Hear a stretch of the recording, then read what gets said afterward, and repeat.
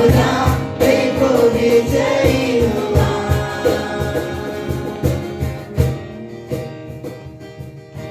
देखो लौट कर वो आने वाला है, न्याय जाति का वो करने वाला है। और फिर एक बार हारेगा शैतान और नामो निशान सा मिट जाएगा। और जीत का झंडा लहरेगा, देखो फिर यीशु विजयी हुआ। विजयी हुआ, देखो विजयी हुआ। विजयी हुआ, देखो विजयी हुआ। मेरा खुदा देखो विजयी हुआ। मेरा खुदा देखो विजयी हुआ। मेरा खुदा देखो विजयी हुआ।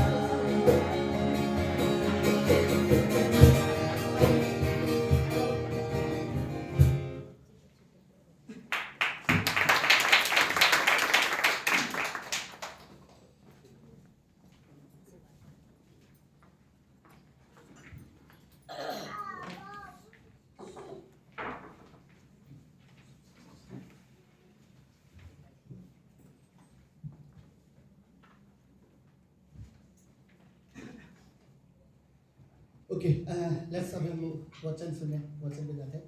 तो आज पहला मैसेज के लिए हम स्वागत करते हैं गणपत जी का। तो लोग ताली के साथ का वेलकम करते हैं। स्माइल लगा।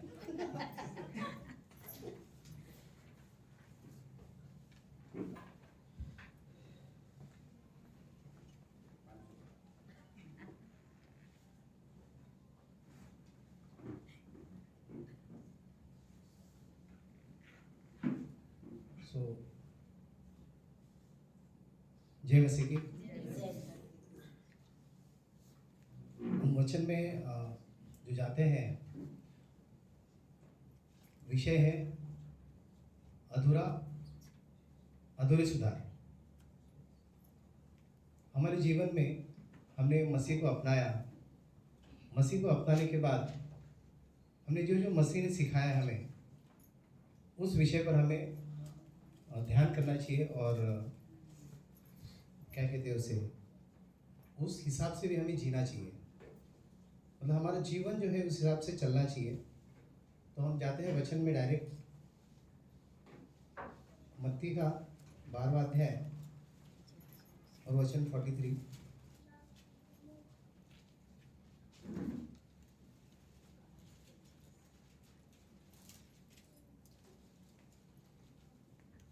ठीक है, मैं पढ़ता हूँ। सो जब अशुद्ध आत्मा मनुष्य में से निकल जाती है तो सूखी जगहों में विश्राम ढूंढती फिरती है और पाती नहीं। राइट? जब 43, जब अशुद्ध आत्मा मनुष्य में से निकल जाती है तो सूखी जगहों में विश्राम ढूंढती फिरती है और पाती नहीं। मतलब अशुद्ध आत्मा हमें से निकल के भी जाती है जब हम अच्छे वचन परमेश्वर की आज्ञा, हम सभी विषय को मानते हैं, हम शुद्ध होते हैं। जैसे हम ग्रहण करते हैं, यीशु की महिमा को ग्रहण करते हैं, हमें अनुग्रह मिलता है, तो हमें आशीष मिलती है और हम शुद्ध हो जाते हैं। हमारे से अशुद्ध आत्मा निकल जाती है। राइट? और अशुद्ध आत्मा निकलने के बाद क्या करती है? वो ढूंढती फिरती रहती है और कहीं जगह नहीं पाती है। तब वचन 44 क्या कहता है? तब कहती कि मैं अपनी उसी घर में जहाँ से निकली थी लौट जाऊंगी और आकर सूना झाड़ा बुहारा और सजाया पाती है। मतलब ये है कि जिस तरह फिर से वो आती है, देखती कि कहीं जगह नहीं मिला। मतलब हमारे अंदर से जो बुरी आत्मा रहती है वो फिर से आ जाती है, मगर आने के साथ उसको सजा सजा बहुत अच्छा लगता है, अरे ये तो वैसे ही है, तो मैं अभी इसके अंदर फिर से रह सकती हूँ। क्यों रह सकती हूँ? क्योंकि हमारा सुधार पूरा नहीं हुआ, अधूरा सुधार हुआ है, राइट। तब वचन 45 ये कहता है, तब वह जाकर अपने से और बुरी 7 आत्माओं को अपने साथ ले आती है और वे उस पर बैठकर वहां वास करती है, और उस मनुष्य की पिछली दशा पहले से भी बुरी हो जाती है।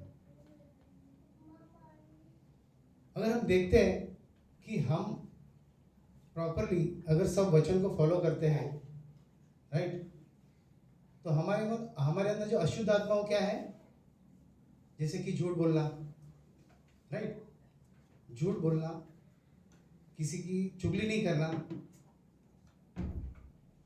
किसी के ऊपर चिल्लाना नहीं, राइट। और क्या हो सकता है, आपसे पूछ रहा हूं। अशुद्ध आत्मा मीन्स जैसे आपने मतलब किताबों की तरफ ही मत जाइए, हमारे अंदर हमने शुद्ध किया, हमको हमने क्या किया, शुद्ध किया।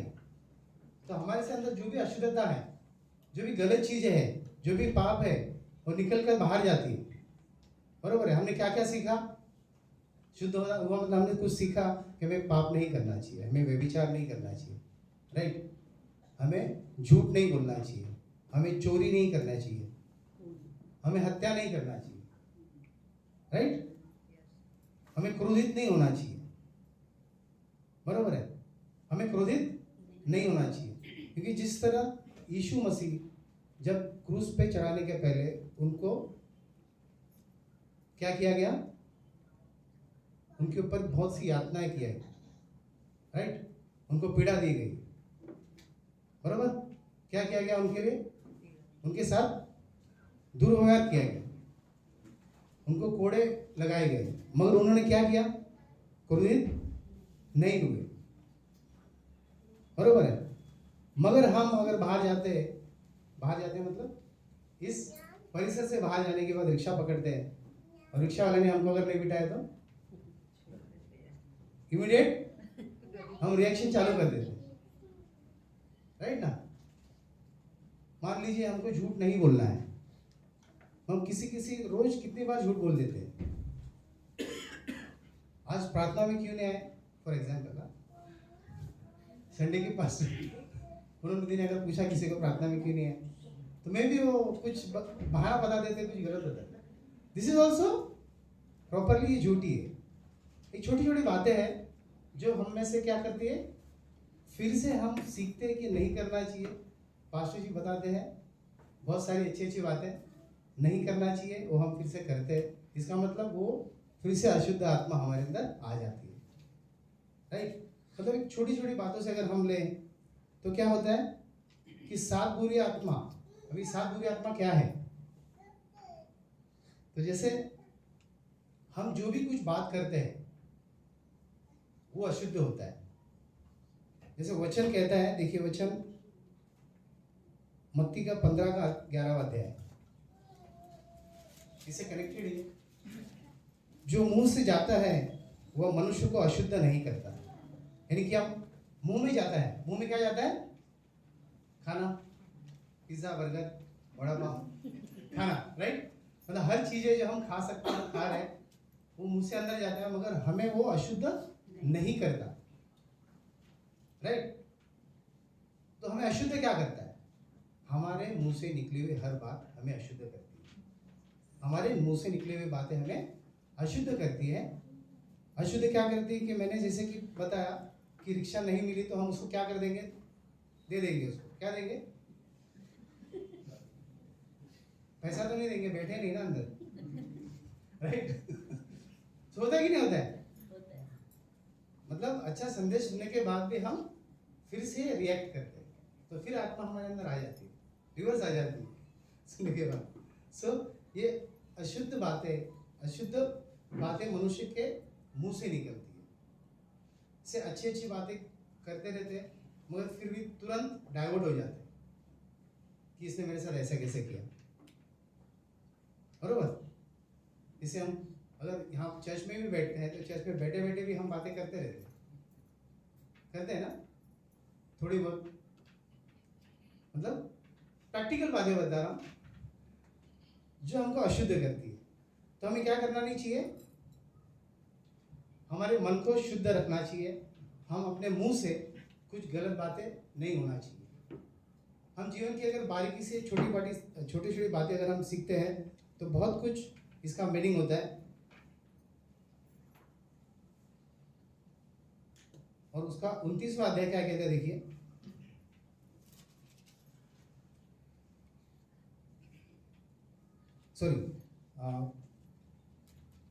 मत्ती का 15 का 18। पर जो मुंह से निकलता है वह मन से निकलता है और वही मनुष्य को अशुद्ध करता है। और दूसरा 19, क्योंकि कुचिंता, हत्या, कुचिंता का मतलब क्या है, मैं पूछ रहा हूँ। हाँ, बिना कारण चिंता, राइट। अभी मान लीजिए मेरे पास कुछ नहीं है तो मैं उसको करना चाहिए कि क्या उस करने से अगर मुझे मिलेगा, इसलिए मैं चिंता करते रहता हूँ कि मेरे पास क्यों नहीं है, बराबर। तो कुछ चिंता हमें नहीं करना चाहिए। हर एक जो हम नहीं कर सकते वो हमें नहीं करना, चिंता नहीं करना चाहिए। हमें परमेश्वर के ऊपर छोड़ देना चाहिए। परमेश्वर छोड़ देना चाहिए मतलब छोड़ के घर बैठना नहीं है, हमें उसके ऊपर काम करना है। हमें परमेश्वर के साथ प्रार्थना से काम करना है। उसके बाद है हत्या।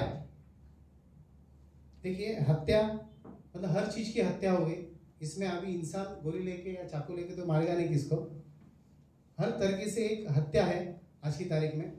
बातों की अगर बात करें आप तो एक अलग तरीके से उसको हत्या को हम ले सकते हैं हमारे जीवन में। हत्या नहीं करना है, परस्त्री गमन, व्यभिचार, सब जानते हैं आप इस बारे में। चोरी हम छोटी मोटी चोरी भी कर लेते हैं वैसे आज के जीवन में। समझो बस के अंदर गए और कंडक्टर ने टिकट नहीं पूछा, बराबर, तो भी चोरी हो गई। जिस तरह मान लीजिए रिक्शा वाले ने 23 रुपये का मीटर है, राइट ना, तो हम उसको 3 रुपये देने के लिए भी कभी झगड़ते हैं। 20 रुपये है मेरे पास, क्या करूँ, होते जेब में पैसे और हम नहीं देते।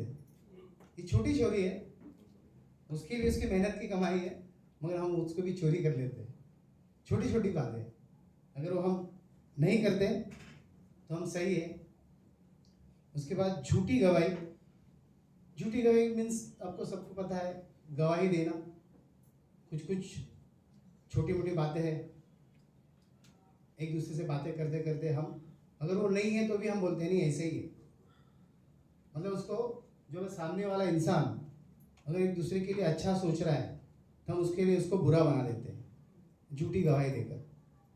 तो हमें झूठी गवाही नहीं देनी है। और दूसरा है निंदा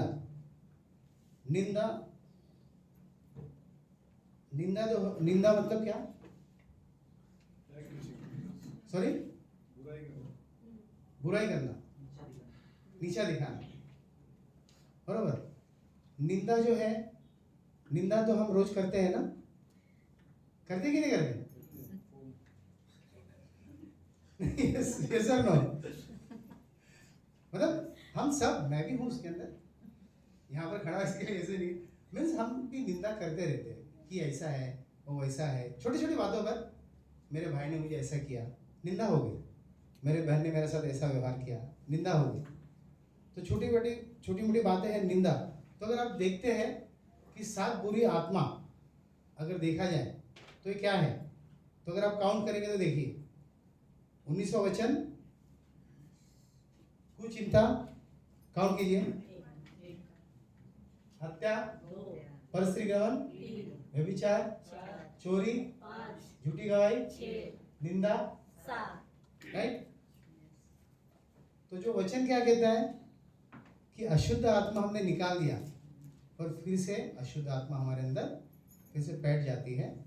इस तरह अगर हम ये बाहर निकालते हैं थोड़ा थोड़ा, इमीडिएट तो नहीं होगा, प्रैक्टिस करें थोड़ा थोड़ा, तो हम परिपूर्ण शुद्ध हो जाते हैं, राइट। तो बस मुझे इतना ही संदेश देना था। थैंक यू, धन्यवाद, जय मसीह की।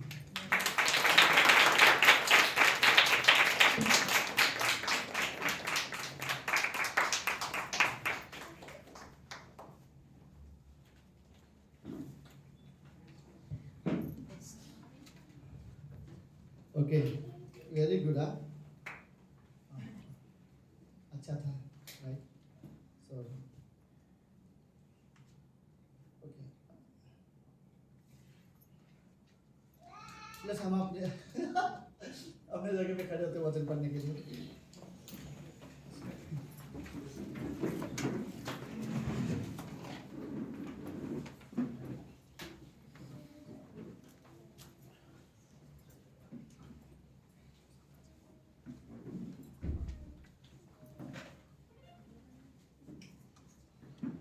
ओके बुराई का जड़ में भी ऐसा हो सकता है एक आदत गलत आ जाती है तो उसके पीछे बाकी के धीरे धीरे धीरे धीरे आते रहते हैं राइट पहले सिर्फ हम एक झूठ बोलो तो उसको बचाने के लिए फिर दूसरा फिर तीसरा फिर चौथा फिर धीरे धीरे बता ना ऐसे एक के बाद एक गलत आदतें बढ़ती जाती है वैसे अगर ये 7 आत्माएं इस तरह से आ जाती है एक आदत के बाद दूसरी आदत फिर तीसरी आदत सो ओके शैतान को चाहिए ऐसे लोग जो साफ सुथरा हो उसके अंदर वो अपनी आदतें डाल सके तो विश्वास ओके विश्वासी को जरूरत है कि हम सावधान रहे सो ओके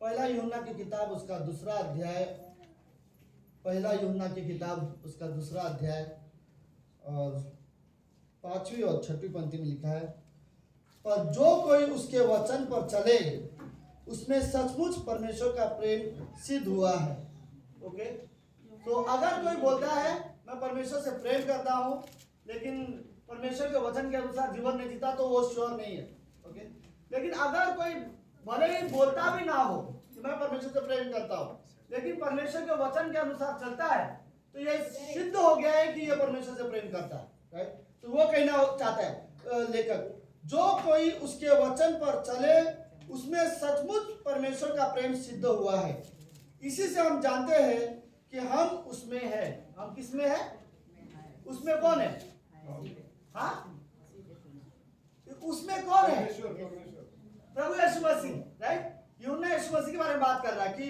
इसी से हम जानते हैं कि हम उसमें हैं यीशु मसीह में अगर यूहन्ना क्या कहना चाहते हैं अगर आप परमेश्वर के वचन पर अनुसार चलते हो तो ही आपके अंदर परमेश्वर का प्रेम सिद्ध हुआ है और आप उसमें हो वरना आप उसमें नहीं हो राइट 6वीं पंक्ति में लिखा है जो कोई ये कहता है कि मैं उसमें बना रहता हूं उसे चाहिए कि वो आप भी वैसा ही चले जैसा वो चलता था अगर कोई बोलता है मैं यीशु मसीह में बना रहता हूं तो ठीक है आपको लगता है आप यीशु मसीह में बने हो तो अच्छी बात है अगर आपको सच में लगता है आप यीशु मसीह में बने हो तो आपको चाहिए कि आप भी वैसे ही चाल चलो जैसे यीशु मसीह की चाल चलता था राइट लेट्स प्रार्थना करते हैं प्रभु यीशु हम धन्यवाद देते हैं आज के दिन के लिए और एक सुंदर समय के लिए आप हमारे पिता आप पवित्र परमेश्वर हो धन्यवाद प्रभु यीशु आज की शाम हम जो भी वचन हम सुनते हैं प्रभु ये आपकी ओर से हो आप हमें समझाओ पवित्र आत्मा हमारी सहायता करे इस वचन के अनुसार जीवन जीने में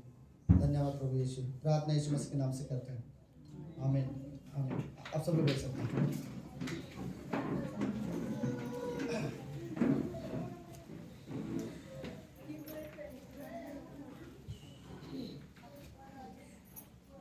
ओके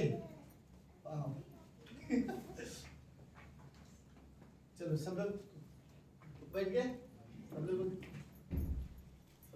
मैं सब पे ध्यान से देखने की कोशिश कर रहा हूँ खाली सुनीता का ही मुंडी नीचे बाकी सबके सदा के लिख रहे हैं बेचारे ओके चलो लेट्स स्टार्ट करते हैं ओके आज का संदेश होगा जिस टॉपिक को मुझे आप लोगों के साथ बात करना है वो टॉपिक ये है कि यीशु मसीह के समान बनना राइट प्रभु यीशु मसीह आया इस दुनिया में इसलिए था ताकि वो अपने समान बनाए ओके याद है पहली बार परमेश्वर ने जब मनुष्य को बनाया रियली ये सोचने की जरूरत है ओके कि इंसान दुनिया में आए कैसे किस तरह से इंसान दुनिया में आया पहला इंसान दुनिया में आया कहां से अगर मनुष्य से ही मनुष्य जन्म लेते हैं तो दुनिया का पहला इंसान आया कहां से ये लॉजिकली ना हम सभी को सोचने की जरूरत है आप बिना आंख बंद करके आप ये मत मानो कि आप बंदरों से आए हो या जानवरों से आए हो सीरियसली मैं बोल रहा हूँ ओके स्कूल के एग्जाम में अगर ये क्वेश्चन आए कि इंसान कैसा बने तो लिख दो बंदर से आए हम चिंपांजी से आए कोई फर्क नहीं पड़ता लेकिन अपने बोलते ना अपने कॉन्शियस में होश में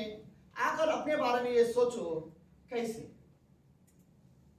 ऐसा कैसे हो सकता है? इंसान के जरिए इंसान ही जन्म लेते हैं, जानवर के जरिए जानवर ही जन्म लेते हैं, ये पॉसिबल कैसे हो सकता है? तो सवाल भी ये आता है कि दुनिया का पहला इंसान कहां से आया? राइट?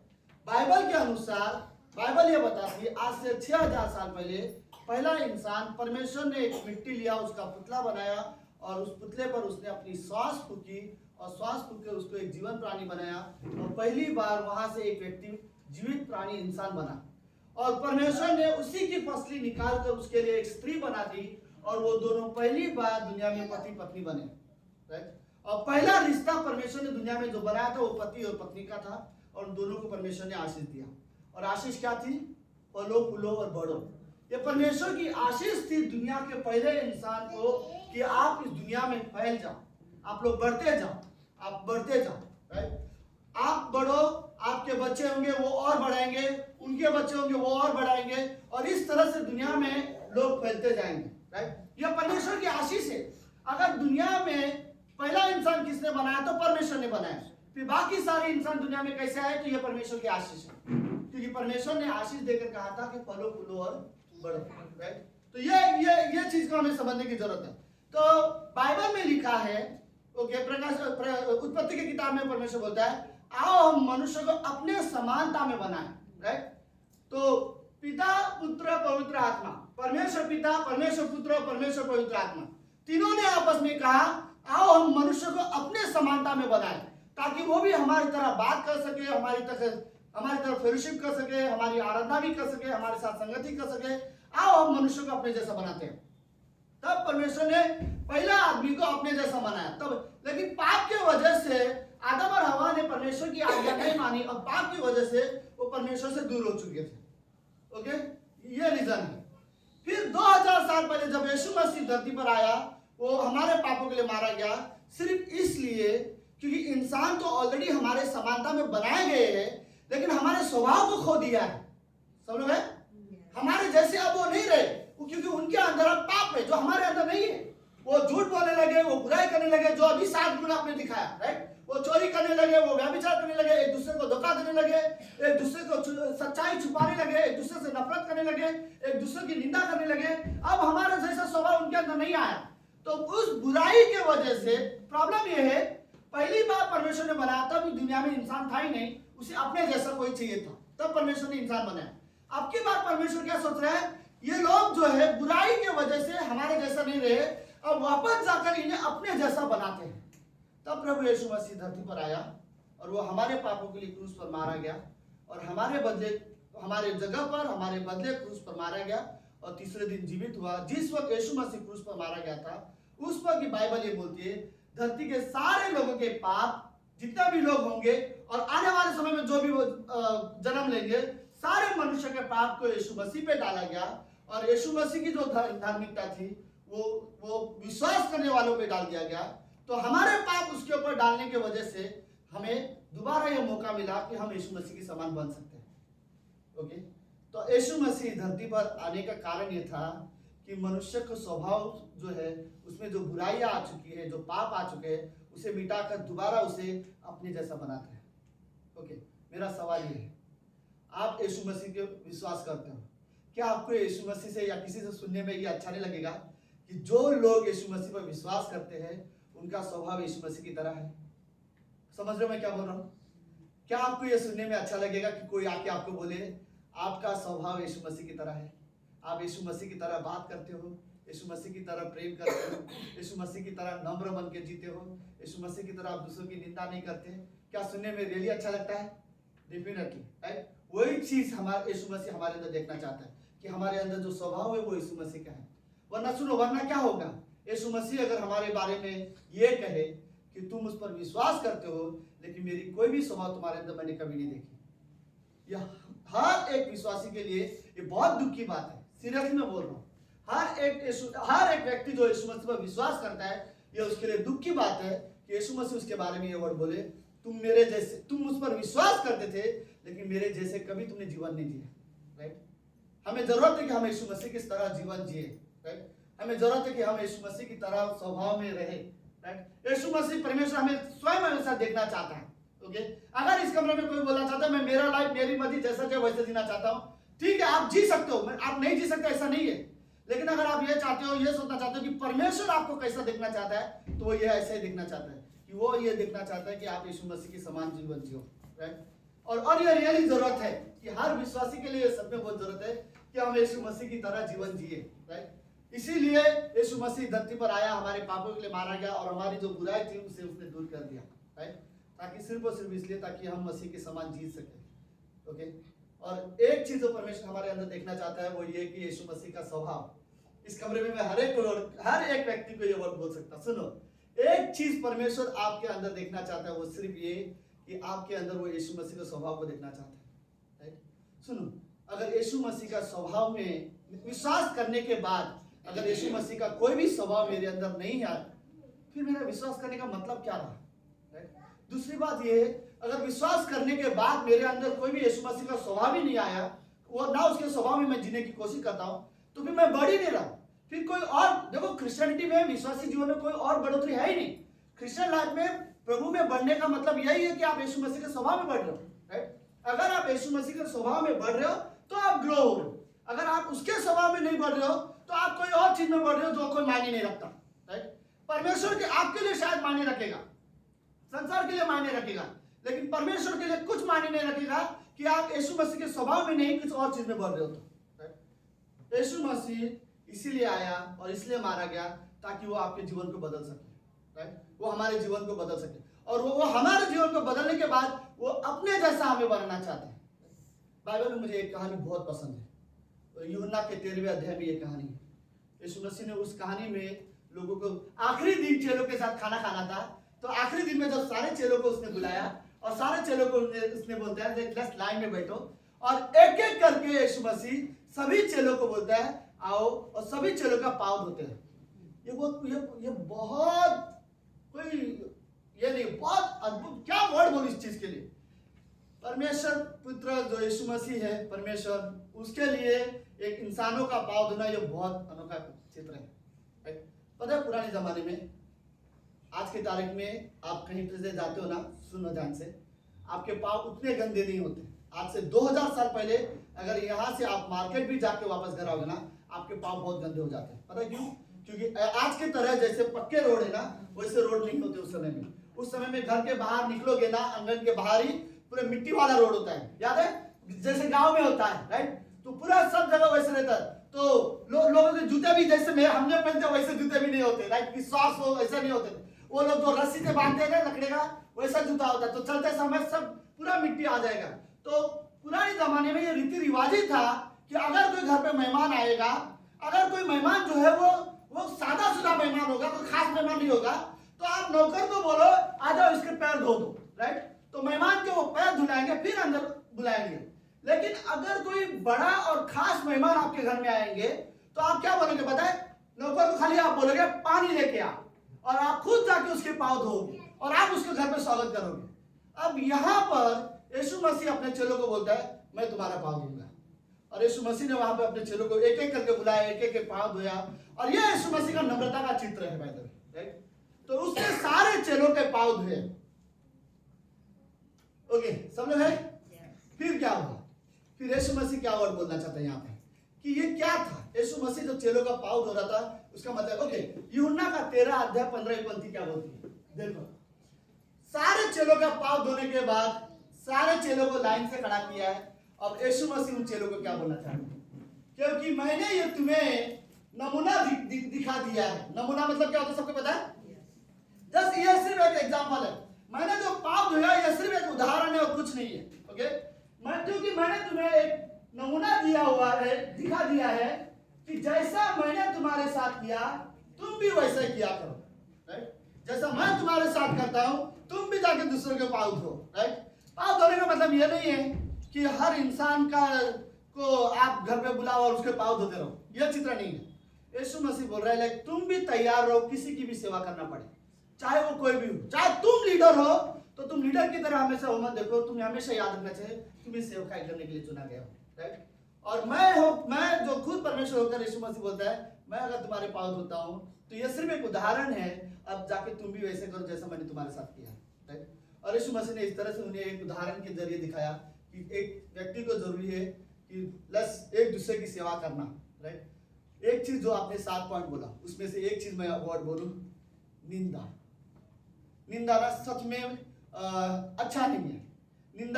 निंदा के जरिए भी आप किसी की हत्या कर सकते हो। निंदा मतलब किसी को नीचा दिखाना, किसी को कोई वैल्यू मत देना, अपने से कम समझना, राइट। निंदा ये आई थिंक ये रियली ऐसा पाप है जो हम कई बार कर देते हैं, राइट।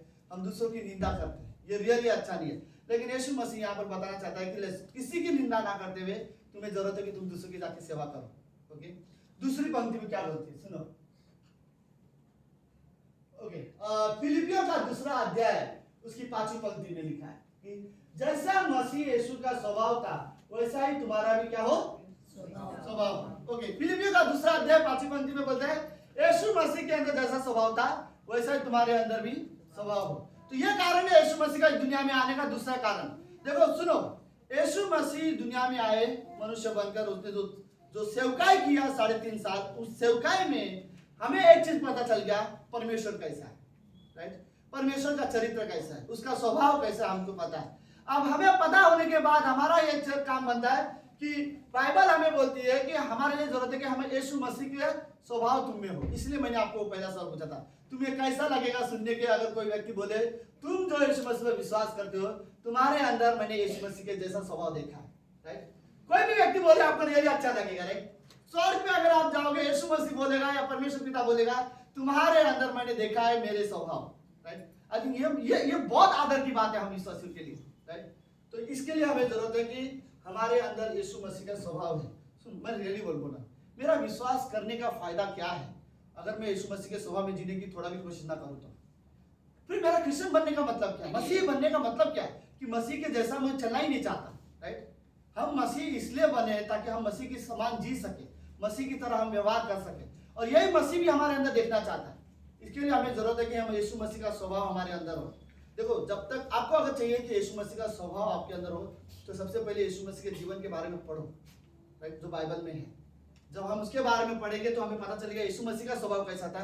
जब उसका स्वभाव मुझे पता चलेगा कि वो कैसा था, उसके बाद मेरे लिए आसान हो जाएगा कि मैं उसके स्वभाव में जीवन जीऊं, राइट। ओके, उसके बाद तीसरी पंक्ति क्या बोलती है? ओके, रोमियो का 8वां अध्याय उसकी 29वीं पंक्ति। ओके, रोमियो का 8वां अध्याय उसकी 29वीं पंक्ति में लिखा है क्योंकि जिन्हें उसने पहले से जान लिया है उन्हें पहले से ठहराया भी है कि उसके पुत्र के स्वरूप में हो। ओके, परमेश्वर ने ये जान लिया। ओके, क्या वर्ड बोलता है? क्योंकि जिन्हें उसने पहले से जान लिया है उन्हें पहले से ठहराया भी है कि उसके पुत्र के स्वरूप में हो।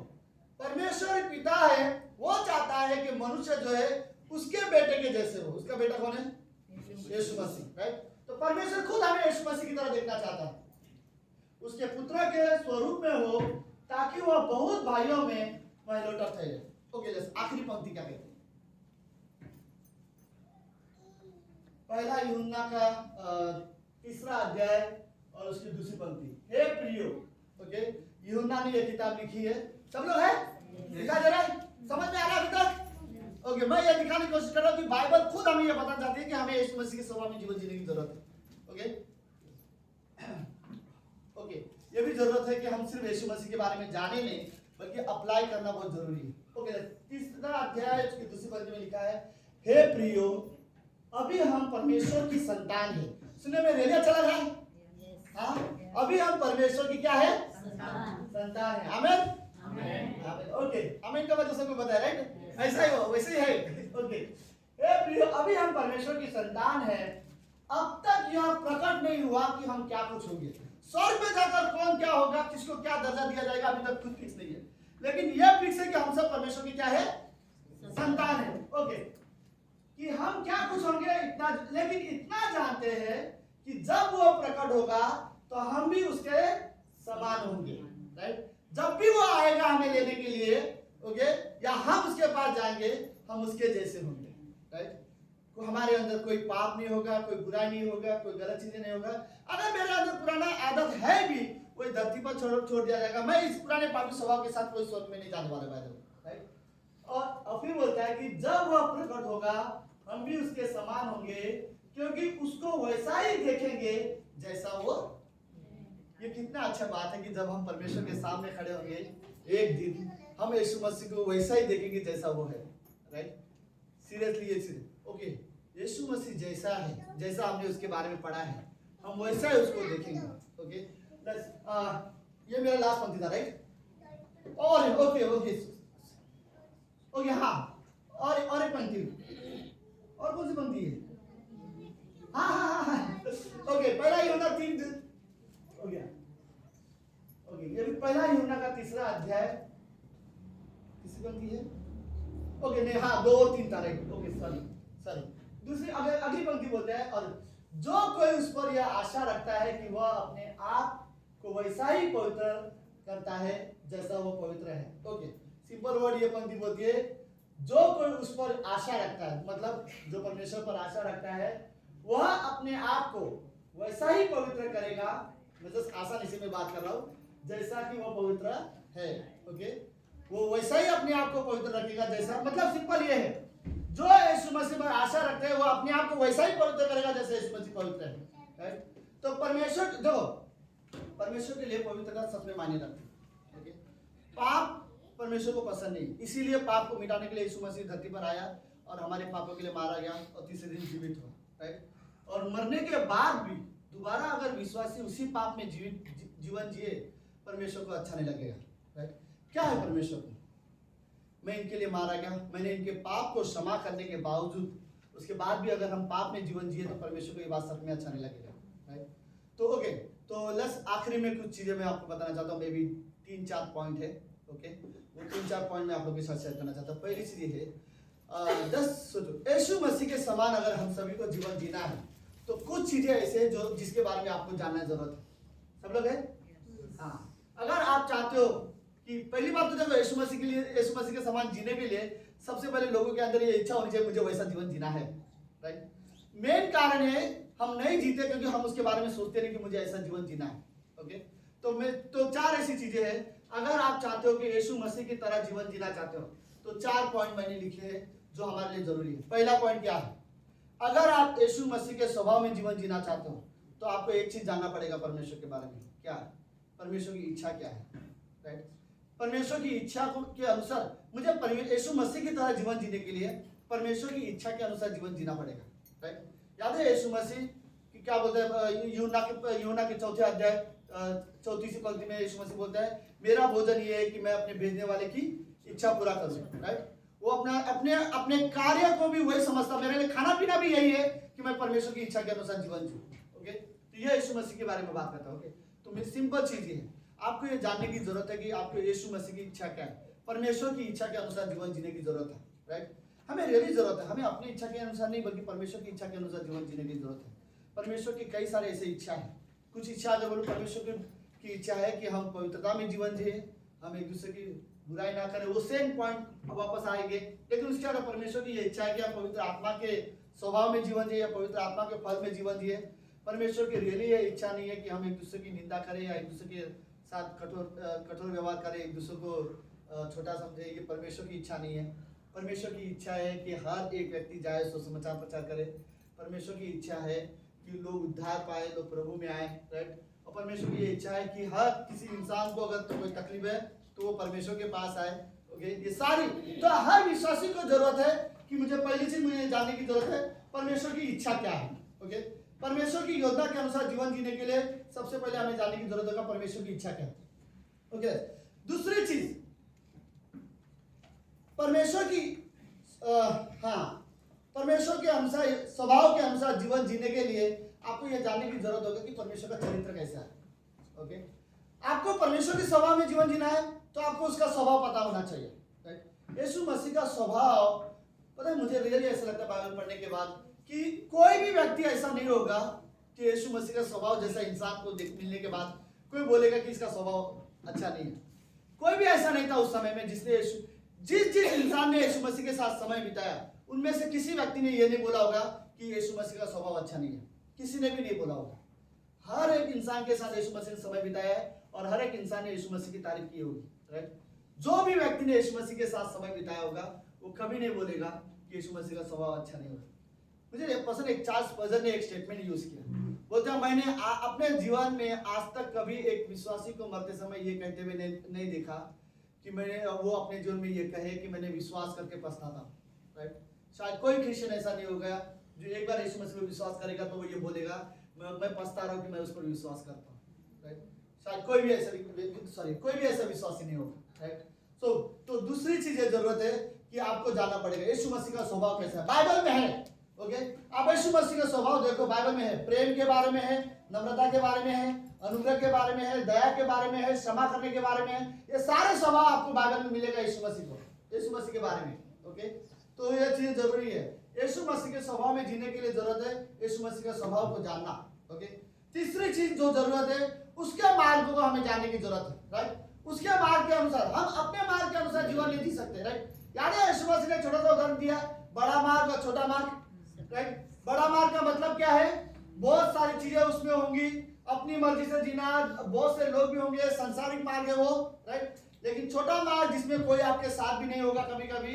राइट, छोटा मार्ग जिसमें आपको सच्चाई के साथ खड़े रहना होगा, और कभी कभी आपको छोटे मार्ग में आप अपनी इच्छा के अनुसार नहीं बल्कि परमेश्वर की इच्छा के अनुसार चलना होगा, और आपको कभी कभी डिसीजन लेना होगा। ओके, आप जो चाहते हो वो छोटे मार्ग में बिल्कुल नहीं है, लेकिन यीशु मसीह जो चाहता है वो उस मार्ग में आपको मिलेगा। राइट, आप अपने आप को जैसा देखना चाहते हो वो छोटे मार्ग में जाकर आप कभी वैसा नहीं बनोगे, लेकिन जैसा यीशु मसीह आपको देखना चाहते हो वैसा आप बन सकते हो छोटे मार्ग में जाने के लिए। राइट, तो हमें यीशु मसीह के मार्ग को जानना पड़ेगा। राइट, ओके, जैसे यीशु मसीह वर्ड बोलता है, राइट, कि मार्ग, सत्य, जीवन क्या हो, कौन है, मैं हूं। राइट, ओके, चौथी चीज मुझे लगता है हर विश्वासी को जानने की जरूरत है कि परमेश्वर की उसका योजना क्या है। हर एक इंसान को समझने की जरूरत है परमेश्वर ने आपके लिए एक योजना बनाया है। ओके, और आपको जरूरत है कि आप उस योजना को जानो और उस योजना के अनुसार जीवन जियो। ओके, कई सारे लोगों को शायद लगता होगा परमेश्वर ने मेरे लिए कोई योजना बनाया नहीं है। नहीं, ऐसा नहीं है। फिर आप मुझे बोलोगे तो मुझे बिल्कुल नहीं पता परमेश्वर ने मेरे लिए क्या योजना बनाया। तो कारण इसका क्योंकि आपने कभी जानने की कोशिश नहीं किया। लेकिन परमेश्वर ने हर इंसान के लिए एक योजना बनाया है, और हमें जरूरत है कि हम उसकी योजना के अनुसार जीवन जिए। देखो, शैतान बहुत कोशिश करेगा कि आप परमेश्वर की योजना से बाहर चले आओ। राइट, गलत संबंध ऐसे होंगे जो हमें परमेश्वर की योजना से बाहर लेके जाएंगे, गलत रास्ते ऐसे हैं जो हमें परमेश्वर की योजना से बाहर लेके जाएंगे। राइट, गलत मकसद अगर लोगों के हृदय में होगा तो परमेश्वर की योजना से उसे बाहर लेके जाएगा। गलत विचार अगर हमारे मन में होंगे तो हमें परमेश्वर की योजना से हमें बाहर लेके जाएंगे। गलत संगति अगर मैं करता हूं तो गलत संगति भी मुझे परमेश्वर की योजना से बाहर लेके जा सकता है। तो हमें रियली सावधान रहने की जरूरत है कि हम परमेश्वर की योजना के अनुसार जीवन जिए, ना कि परमेश्वर की योजना से बाहर हट के जीवन जिए। राइट, हर एक इंसान को खोजने की जरूरत है क्या योजना रहेगा परमेश्वर को मेरा। और रियली मैं बोल रहा हूँ, सुनो, प्रार्थना करो, परमेश्वर से मांगो और परमेश्वर से पूछो परमेश्वर मेरे लिए क्या योजना है, और प्रार्थना करो परमेश्वर मैं अपनी ने तेरी योजना में जीवन जीना चाहता हूँ। राइट, क्योंकि परमेश्वर मेरी योजना में मेरे लालच है, मेरी बुराई है, मेरी डिजायर हो सकती है। राइट, लेकिन परमेश्वर की योजना में पवित्रता है। ओके, परमेश्वर की योजना में जीने वाला व्यक्ति परमेश्वर की महिमा में जीवन जिएगा। हर इंसान को जानने की जरूरत है परमेश्वर ने क्या योजना बनाया आपके लिए, अपने वरदान के जरिए जानो। राइट, परमेश्वर और परमेश्वर की योजना में जीवन जीने की कोशिश करो, परमेश्वर की योजना से बाहर जीवन जीने की कोशिश मत करो। ये संसार में सब में बड़ा आसान है, परमेश्वर की योजना से दूर जाकर इस संसार में खो जाना सब में बहुत आसान है। राइट, पता एक बात बताऊं, कुछ लोग ऐसे भी हैं जिनको लगता है संसार में जाकर सफलता पाने के बाद उन्हें लगता है वो बहुत सफल है, लेकिन उनको ये नहीं पता उनकी सफलता के अंदर वो इतना खो गए कि वो परमेश्वर के साथ समय बिताना नहीं जानते। राइट, उन्हें लगता है कि सफलता की वजह से वो सफल है, नहीं, सच तो यह है कि सफलता की वजह से वो खो चुके हैं। राइट, मैं हर सफलता का मैं बुराई नहीं करता। ओके, लेकिन कुछ ऐसी सफलता है जो सफलता की वजह से अगर आप परमेश्वर के साथ समय नहीं बिता रहे या परमेश्वर के साथ आपका रिश्ता कमजोर होते जा रहा है तो वो सफलता के वो है जिसमें आप खो चुके हो। राइट, ओके, आखिरी चीज, अगर आपको परमेश्वर के स्वभाव में जीवन जीना है तो ये चीज सुनो, कौन आपको नियंत्रण कर रहा है। राइट, इस संसार में कौन आपको, आपके जीवन को कौन नियंत्रण कर रहा है। मैं आपको सच में बोल रहा हूं, अगर आप खुद भी अपने आप को नियंत्रण करोगे ना तो आप यीशु मसीह के स्वभाव में नहीं जीवन जी सकते। कोई और व्यक्ति आपको कंट्रोल नहीं कर सकता, यीशु मसीह के अलावा कोई नहीं जो आपको नियंत्रण करे, या कोई और नहीं। कोई डर आपको नियंत्रण नहीं करना चाहिए। राइट, ना कोई डर हो, ना कोई सफलता हो, ना कोई और बुराई, आपको कोई गलत आदत हो ऐसी जो आपको क्या बोलते आपको कंट्रोल कर, आपके जीवन को कंट्रोल करे। आप कुछ चीजें ऐसी होती है, क्या ना पौलुस वर्ड बोलता है कि जो मैं नहीं करना चाहता वही मुझसे होता है, जो मैं करना चाहता हूँ वो मुझसे हो नहीं पाता, क्योंकि वो उस बुराई में जकड़ चुका है। पास्टर कान ने बड़ा अच्छा एक उदाहरण दिया था। ओके, पास्टर कान बोलते हैं कि अगर कोई रस्सी, अगर बोलते ना, अगर एक दो गांठ में मारे ना तो बड़ा आसानी से खोल देना, लेकिन अगर ये गांठ बार बार बांध दिया जाए, ओके, अगर इसको बहुत ज्यादा छोटा ना हो जाए, ओके, फिर इसे निकालना बहुत मुश्किल है, राइट। कोई अगर बुरी आदत इतना ज्यादा कर करके बुरी आदत कर करके अगर इतना ज्यादा जकड़ जाए ना तो आप उस बुरी आदतों से कभी बाहर नहीं आ पाओगे। शुरुआत में है कोई गलत आदत तो आसान है, आप उसमें से निकल जाओगे। ओके, अगर एक या दो बारी कोई आदत आपने किया है ना तो आप आसानी से इस चीज को खोल सकते हो, लेकिन कोई चीज आपने बार बार अगर करते रहे ना तो वो आदत से आप बाहर नहीं आ पाओगे, राइट। तो कौन आपके जीवन को नियंत्रण करेगा? आपको रियली सावधान रहने की जरूरत है। यीशु मसीह के स्वभाव में जीना है तो यीशु मसीह आपको कंट्रोल करना चाहिए, राइट। अगर यीशु मसीह के अलावा कोई और आपके जीवन को कंट्रोल कर रहा है, इस संसार की कोई और चीजें, कोई भी बुरी लालच या कोई भी चीज आपको कंट्रोल कर रहा है आपके जीवन को, या पैसा आपके जीवन को कंट्रोल कर रहा है, तो आप यीशु मसीह के स्वभाव में कभी जीवन नहीं जी सकते, राइट। ये जरूरत है, हर एक इंसान को रियली ये सोचने की जरूरत है, कौन मुझे मेरे जीवन को कंट्रोल कर रहा है। ओके, मुझे ये सोचने की जरूरत है कौन मेरे जीवन को रियली कंट्रोल कर रहा है, राइट। पता है कुछ लोगों के जीवन को एंगर कंट्रोल करता है, कभी कभी इतने गुस्से में आ जाते हैं उनको खुद को नहीं पता वो क्या कर रहे हैं, करने के बाद उनको ऐसा होता है ये नहीं करना चाहता, राइट। कभी कभी लोगों को इमोशनल होते हैं ना, बहुत ज्यादा दुखी हो जाके बात करना, ये इमोशनल चीजें उनको कंट्रोल कर जाता है। इमोशनल होकर वो खुश नहीं रहना चाहते और दुखी होकर एक कोने में बैठना पसंद करते हैं, राइट। उन्हें नहीं पता कि क्या चीज है इस समय। कभी कभी खुशी भी लोगों को कंट्रोल कर सकती, गलत जॉय, गलत इंटरटेनमेंट होता है, राइट, गलत तरह के पार्टीज करना, ओके, ये चीजें भी कभी कभी हमारे जीवन को कंट्रोल कर सकते हैं, बट हमें रियली सावधान रहना चाहिए। यीशु मसीह के स्वभाव में जीवन जीना है तो यीशु मसीह के अलावा कोई आपको कंट्रोल ना करे। कौन आपको नियंत्रण करेगा, कौन आपके किसके कंट्रोल में आप जीवन जियोगे, ये आपको रियली सावधान रहने की और सोचने की जरूरत है। ओके, बट लेट्स आखिरी में, ओके, लेकिन विश्वासी के लिए ये कहना और ये सुनना सच में बहुत अच्छी बात है कि आपके अंदर मैंने यीशु मसीह का स्वभाव देखा है। अगर एक भी व्यक्ति, आप खुद बोलोगे तो मैं नहीं मानूंगा, एक भी व्यक्ति, कोई और भी व्यक्ति अगर आपके अंदर बोले मैंने आपके अंदर यीशु मसीह का स्वभाव देखा है, तो ये कितना अच्छा होगा। आई थिंक इमेजिन, यीशु मसीह का स्वभाव अगर आपके अंदर है तो आप सोचो, यीशु मसीह के स्वभाव में आप आराधना कर रहे हो, कैसा लगेगा? यीशु मसीह के स्वभाव में आप परमेश्वर से प्रार्थना कर रहे हो, समझ रहे मेरी बात? यीशु मसीह ने भी प्रार्थना की है और आपके अंदर यीशु मसीह का स्वभाव है। यीशु मसीह के स्वभाव में आप प्रार्थना कर रहे हो। यीशु मसीह के स्वभाव में आप किसी अंधे व्यक्ति से बात कर रहे हो, राइट, आप किसी लंगड़ों से बात कर रहे हो, या फिर बीमारी छोड़ो, किसी भी इंसान के साथ आप बात करो, लेकिन आपके अंदर यीशु मसीह का स्वभाव है और यीशु मसीह के स्वभाव में आप जब बात करते हो, राइट, पवित्र आत्मा आपको अगुवाई कर रहा है, तब आप प्रेम से बात करोगे। आपके लिए पता है, अगर सचमुच आप यीशु मसीह के स्वभाव में जीवन जी रहे हो, तो मैं आपको आखिरी में बात बताऊं, किसी को क्षमा करना हो आपको कठिन नहीं होगा, राइट, किसी को अनुग्रह देना हो, आपको किसी से प्रेम करना हो आपको कठिन नहीं होगा। अगर आप यीशु मसीह के स्वभाव में जीवन जी रहे हो तो यह चीजें आपके लिए बड़े आसान होगा। किसी से प्रेम करना, किसी को अनुग्रह देना, किसी को दया दिखाना, किसी की बुराई ना करना, राइट, नम्र बनना, राइट, संयम दिखाना, धीरज दिखाना, ये सारी चीजें आपके लिए आसान होगा अगर आप यीशु मसीह के स्वभाव में जीवन जी रहे हो। अगर यीशु मसीह के स्वभाव के बगैर ये चीजें हमारे लिए मुश्किल है, राइट। तो मैं यही और बोलना चाहता हूँ कि परमेश्वर हमें खुद यीशु मसीह के स्वभाव में देखना चाहता है, और फिलिपियों का 2:5 वही पंक्ति जो बोलता है कि अपने में वो स्वभाव रखो जो यीशु मसीह में था। आमीन। ओके, लेट्स प्रार्थना करते हैं।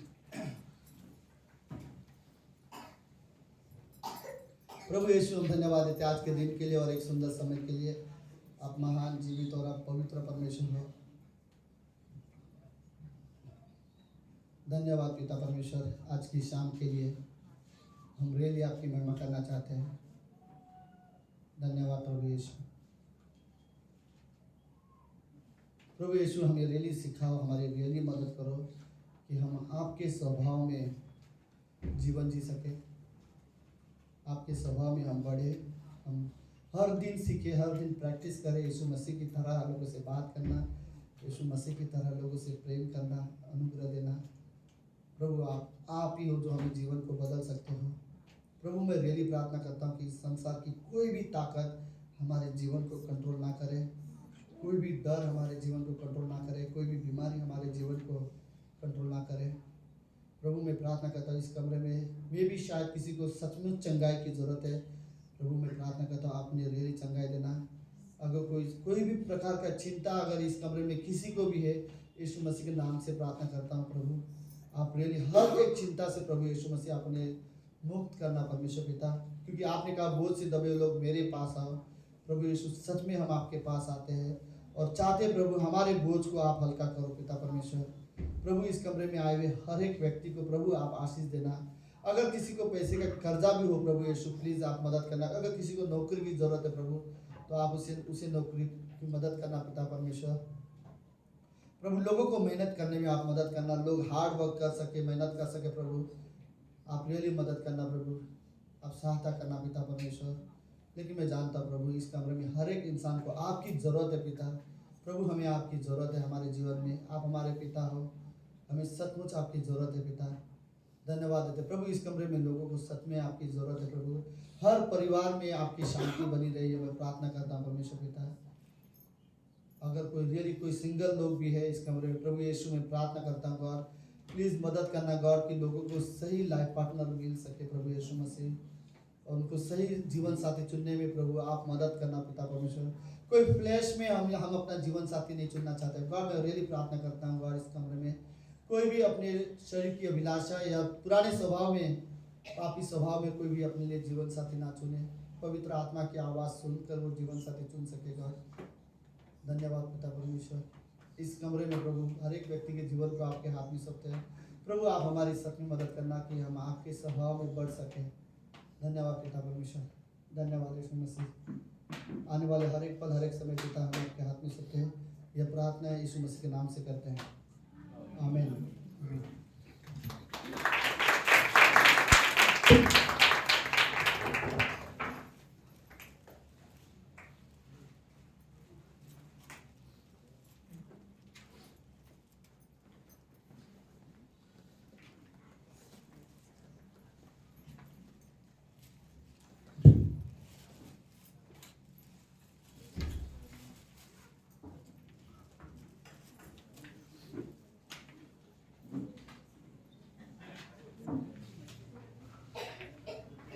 मैन आइए हम अपने स्थानों पर खड़े होते हैं। क्यों ना हम हमारे पास्टर के लिए जोरदार तालियां देते हैं आज के वचन के लिए।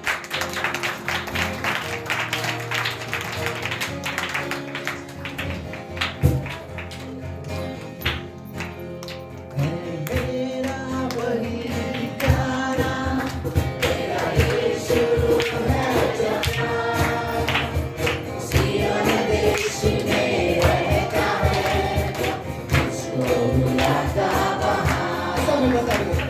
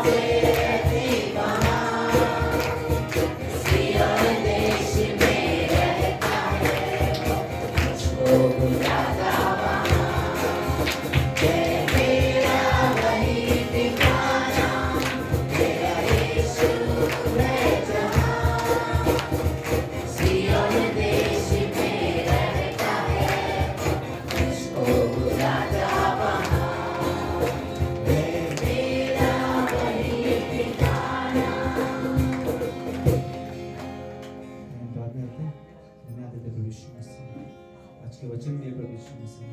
धन्यवाद प्रभु यीशु मसीह कि तूने हमें प्रभु यीशु मसीह फिर से प्रभु यीशु मसीह उसी स्वभाव में एक किया प्रभु यीशु मसीह। लेकिन प्रभु यीशु मसीह आज हम प्रार्थना करते प्रभु यीशु मसीह कि हमें उसी स्वभाव में जीना सिखा प्रभु यीशु मसीह। जो स्वभाव में प्रभु यीशु मसीह तूने हमें 3.5 वर्ष में दिखाया प्रभु यीशु मसीह, उसी स्वभाव में प्रभु यीशु मसीह आज हम जानते हैं प्रभु यीशु मसीह, लेकिन वैसे हम चलते नहीं प्रभु यीशु मसीह। प्रभु यीशु मसीह तू हमें सिखा प्रभु यीशु मसीह, सच प्रभु यीशु मसीह हमें तू सिखा प्रभु यीशु मसीह तेरे स्वभाव में जीने के लिए प्रभु यीशु मसीह, उसमें ग्रो होने के लिए प्रभु यीशु मसीह तू हमें सिखा प्रभु यीशु मसीह। सच प्रभु यीशु मसीह हम सुनते हैं प्रभु यीशु मसीह, लेकिन वैसे हमें चलना वाला बना प्रभु यीशु मसीह। हमें ऐसी मार्ग मिलते हैं प्रार्थना प्रभु यीशु मसीह। छोटी सी प्रार्थना तेरे नाम से।